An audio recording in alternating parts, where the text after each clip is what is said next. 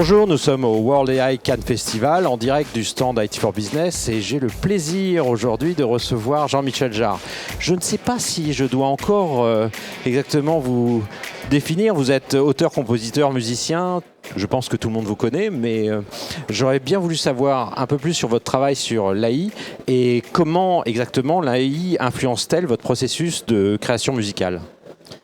Alors en fait, moi je me félicite beaucoup que ce salon sur l'intelligence artificielle ait lieu ici à Cannes. Je pense que je sors d'une discussion dans la salle qui était juste derrière, sur l'idée de savoir si, au fond, l'IA est une opportunité pour la culture. Ce que je pense.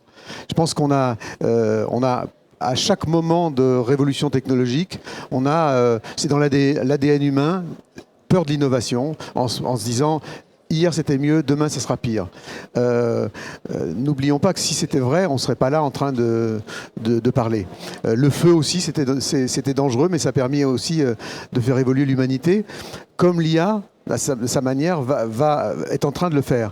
Et pour moi, en tant qu'artiste, c'est effectivement une extension de mon imaginaire. C'est le fait de pouvoir finalement arriver à mieux comprendre ce qu'est par exemple une idée musicale. Le système de l'IA, c'est le fait de ce qu'on dit moissonner dans ce qu'on appelle le big data, c'est-à-dire les informations données numériquement à disposition sur le web. Finalement, une idée musicale, c'est quoi? C'est finalement quelque chose qui vient vous surprendre, d'inattendu, mais qui vient d'où? Et je me suis souvent posé la question. Et en fait, elle vient de votre propre big data analogique, c'est-à-dire votre culture, vos souvenirs, votre mémoire, vos parents, votre environnement, et qui vient piocher comme ça, de manière un peu aléatoire, des éléments différents qui vont donner naissance justement à une idée qui vient de vous, mais qui est quelque chose qui n'existait pas encore. Et c'est la manière dont j'approche l'intelligence artificielle, avec l'idée que c'est une sorte d'extension de ma main ou d'extension de mon imagination.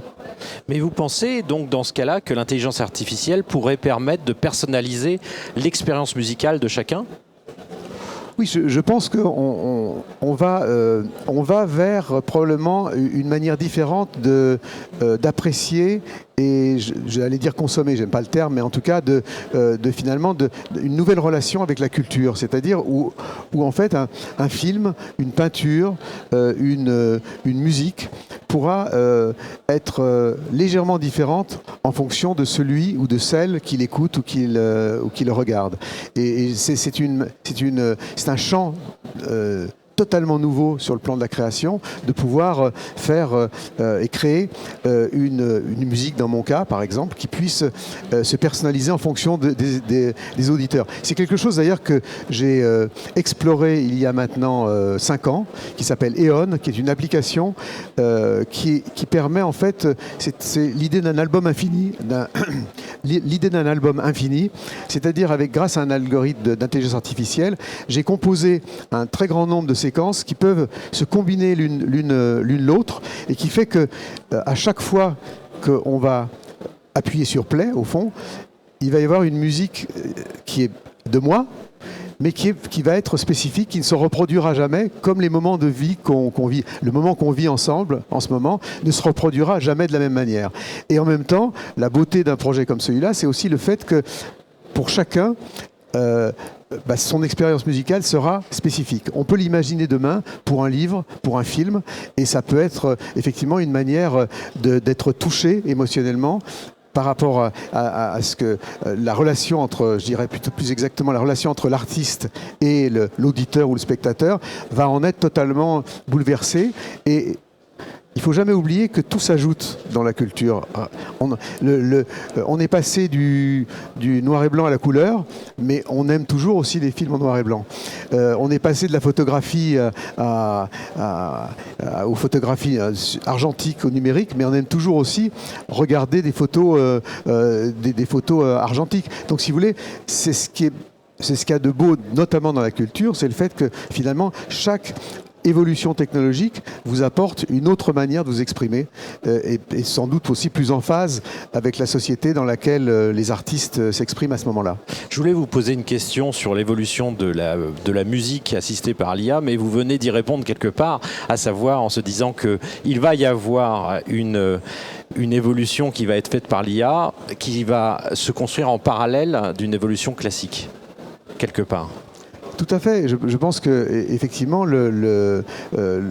quand on parle beaucoup de l'émergence, du développement des modes d'expression immersifs. On parle de l'immersion, notamment pour la réalité virtuelle, dans le nouveau territoire de l'IA et tout ce qui est en train de se développer avec le casque d'Apple qui est en train de sortir, qui fait qu'on va avoir des nouveaux outils pour s'exprimer d'une manière différente. Et en fait, il ne faut jamais oublier, et personne n'en parle, ou très peu de gens en parlent, que quand on parle d'immersion, on est d'abord, nous en tant qu'être humain, immergé par le son. Avant l'image, le champ visuel c'est 140 degrés, le champ auditif c'est 360 degrés.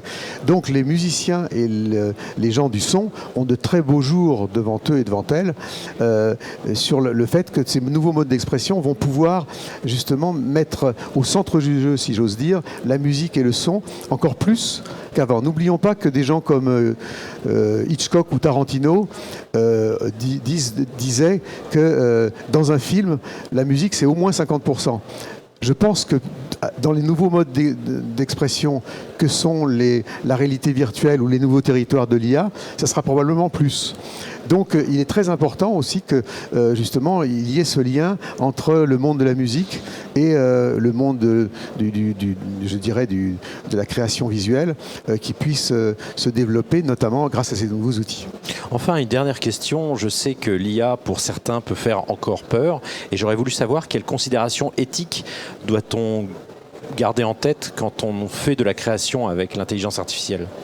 Alors c'est une question très importante parce qu'aujourd'hui c'est un peu le Far West et effectivement il est urgent d'en édicter un certain nombre de règles ou de principes.